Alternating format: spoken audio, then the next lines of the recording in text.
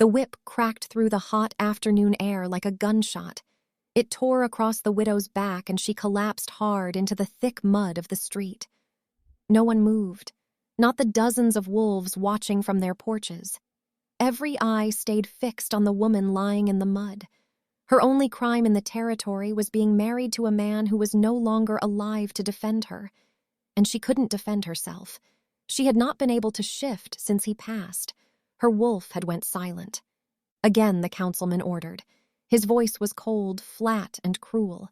The guard raised the heavy horsewhip high above his shoulder, ready to strike the broken woman once more.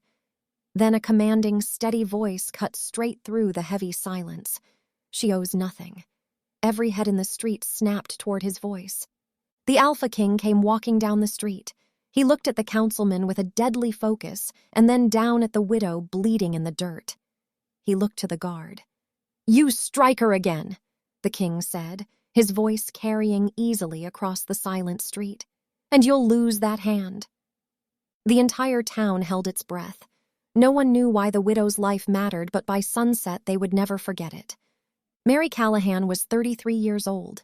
For nearly 10 years, she and her husband had worked their fingers to the bone building a sprawling, honest home on the edge of the rolling hills.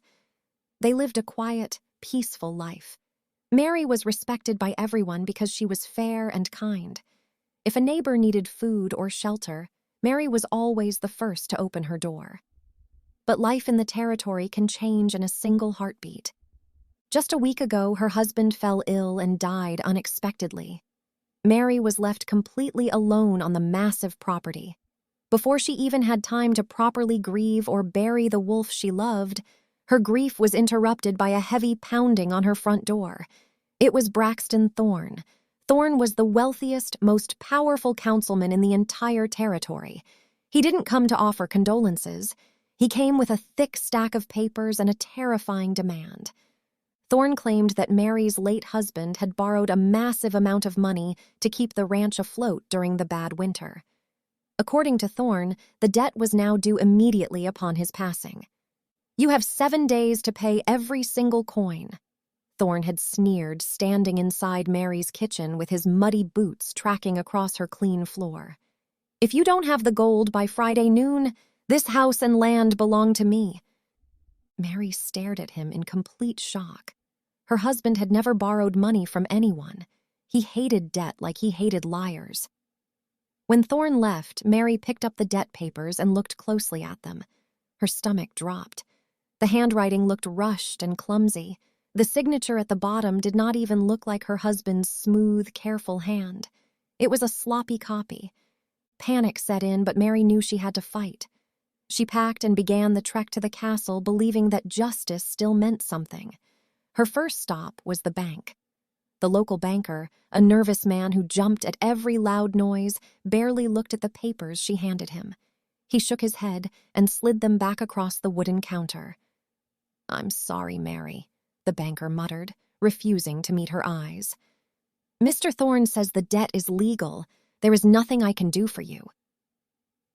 Desperate Mary went to her husband's old friends who he had helped through hard times. She begged them for help, but one by one the doors closed in her face. "I'm sorry, Mary, but we can't cross Mr. Thorne," a neighbor whispered through a crack in his front door before locking it tight. "He owns the mortgage on our home, too. If we help you, we lose everything." Next, Mary tried the Alpha's beta. She threw the fake debt papers onto his lap, demanding Thorne's arrest for fraud. The beta let out a slow, lazy sigh. He picked up the paper, tossed it onto the floor beside his chair, and looked up at her with cold indifference. "Thorne is a pillar of this community, Mrs. Callahan," he said. "Pay your debts or accept what comes. Don't bother me with your business again." By Thursday evening, Mary had tried everything. She tried to sell off furniture and tools, but Thorne had already warned every buyer in the territory not to touch her. She was completely trapped. The system wasn't broken. It was rigged. Braxton Thorne owned the bank, he owned the law, and he owned the silence of every frightened soul in the territory. Let us know what you think about our story, and if you enjoy it, click subscribe so you'll receive notifications when a new audio from Alpha Love Stories Original gets uploaded. Now back to the story. That brings us to Friday afternoon. The sun was beating down mercilessly on the muddy street. Thorne wanted to make sure everyone learned a permanent lesson. He wanted absolute control, and he knew that publicly crushing a respected woman like Mary Callahan would make sure nobody ever dared to question him again. 2 wolves went to Mary's home at sunrise. They didn't knock. They kicked open her door, dragged her out of her home, and forced her onto the back of a horse with her hands tied tightly in front of her. She tried to fight back, but her wolf remained silent. They led her into the middle of town like an animal being led to slaughter. The townspeople peeked through the gaps in their wooden shutters and watched from the safety of their shaded porches. No one yelled. No one threw a stone to help her. They were paralyzed by fear. Thorne stood in the middle of the street, smiling a cold, smug smile as his guard shoved Mary against the wooden hitching post outside a store. "Let this be a lesson to anyone who thinks they can cheat Braxton Thorne," the councilman announced to the quiet street. "Pay what you owe or pay with your skin." The guard raised the heavy leather whip. Mary heard the crack before she felt the sting. She collapsed into the mud with pain radiating throughout her body. It left her gasping, trying to catch the air. Her vision blurred, and there was a burning sensation spreading across her back, as if she was on fire. Her wolf was still unbothered. She felt the end would come soon. That was the exact moment a commanding voice of a stranger broke the silence. "She owes nothing." The guard lowered the whip quickly, his face flushing with anger and confusion. He turned around to face Alpha King Lance. "I am following Mr. Thorne's orders," the guard stammered, lowering his head submissively. Then Lance walked into the street. He stopped just a few feet away from Thorne. Thorne stepped forward, adjusting his expensive clothes. His face was twisted into an ugly scowl. "Your Majesty, Mrs. Callahan owes a debt and refuses to pay. There must be consequences for stealing my money." Braxton composed himself, confident the king would lean on the side of law and justice.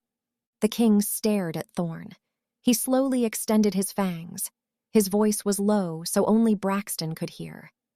"If you want to leave here with any dignity, you consider the debt paid and let her go now before I force you."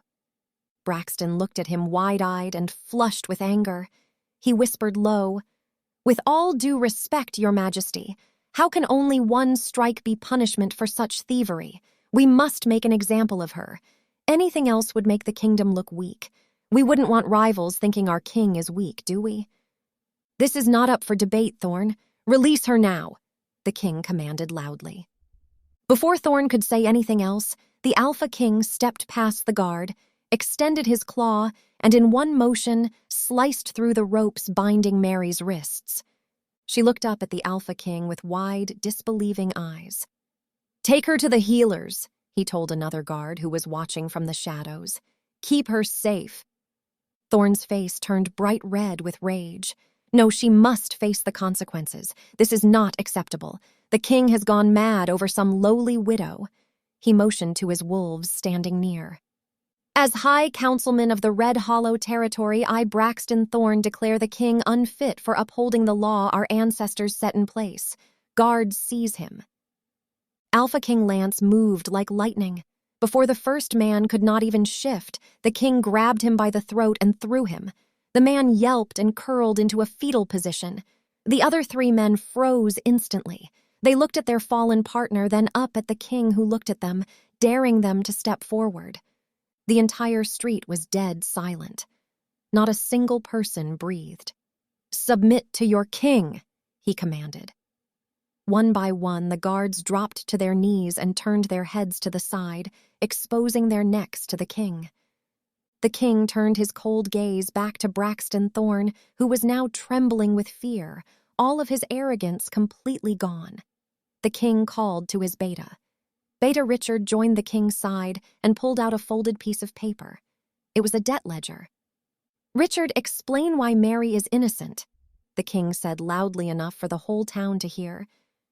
Richard, who felt guilty for not stepping up sooner with information and allowing Mary to experience physical and emotional pain, began. Mrs. Mary Callahan presented documents from Mr. Braxton Thorne. It is determined that the documents are a forgery and were never notarized through the bank. For this enormous amount, Mr. Thorne is declaring, a bank authorization would have been required for transfer of funds. Through further investigation, there was no such transfer of funds from Mr. Thorne to the Callahans' accounts. The Callahans have never received a large sum of funds even closely remote to the dollar amount as a deposit.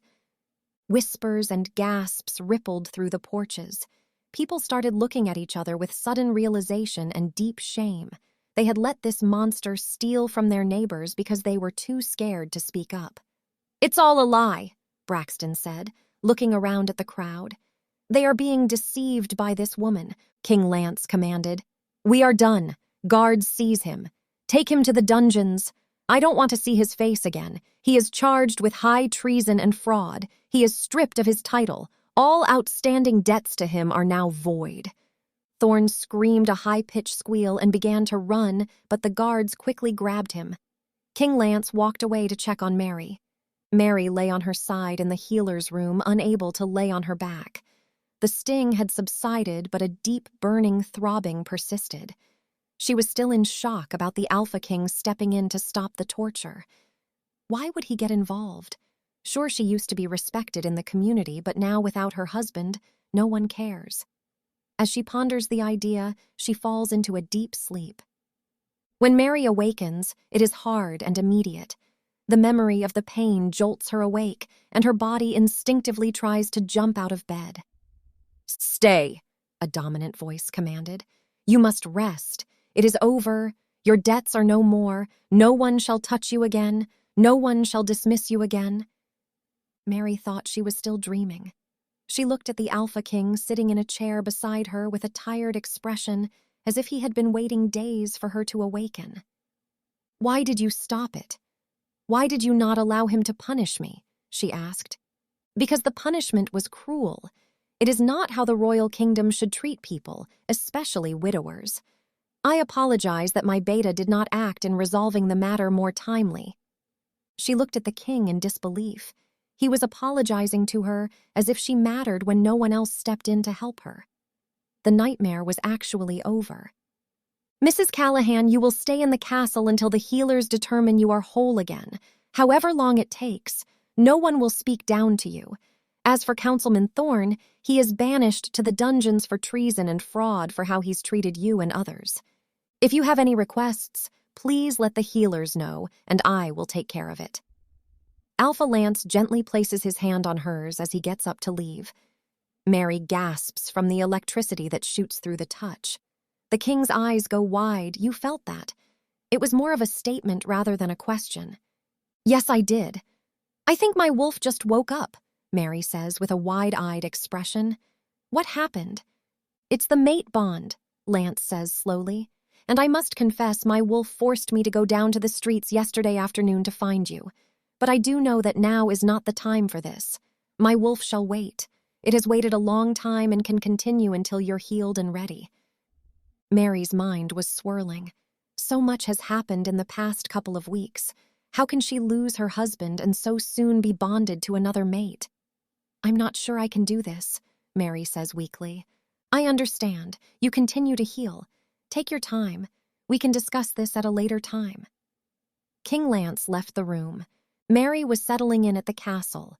She enjoyed reading in the courtyard, watching the young pups play. While probably not proper for someone who is a guest in the castle, she became quick friends with the staff. She even joined cooking in the kitchen. 4 months after coming to the castle, Mary stopped into the king's library to speak with him. Lance had mostly kept his distance. They really only saw each other during dinner, where he would ask about her family, her hobbies. He would ask her opinion on specific topics of importance in the kingdom at the moment. He never said anything more about the mate bond, but this evening she wanted to discuss it further. "Are you busy?" she asked nervously. "Never for you, Mary. I want to talk about some things. I have been thinking. The other day I went back to my home to gather some things, and it felt different. It felt dark and the air was stifling. I felt like I had been gone for a lifetime. But I also felt like I didn't belong there anymore. The person I used to be is gone. It's a place that was built out of love, but now just feels hollow. I enjoy being in the castle. I feel like I belong here now. I feel like I've always belonged here. I would like to stay, but I would also like to explore the mate bond if you are still willing." The biggest smile crossed Alpha King Lance's lips. "I have been waiting for this moment.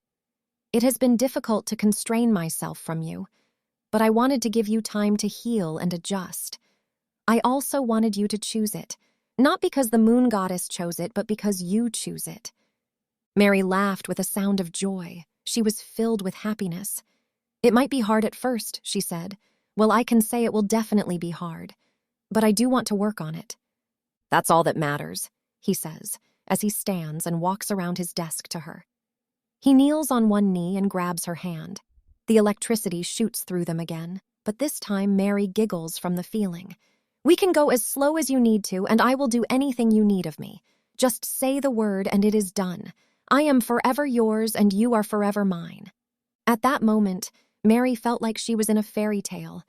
To embark on a second love of a lifetime with a man as understanding and caring as Lance, she knew the moon goddess blessed her life. Her wolf was completely awake, leaping for joy. She couldn't wait to experience life with him. Thanks for listening. If we can do anything better, let us know in the comments and click subscribe so we can continue to offer audio stories from Alpha Love Stories Original.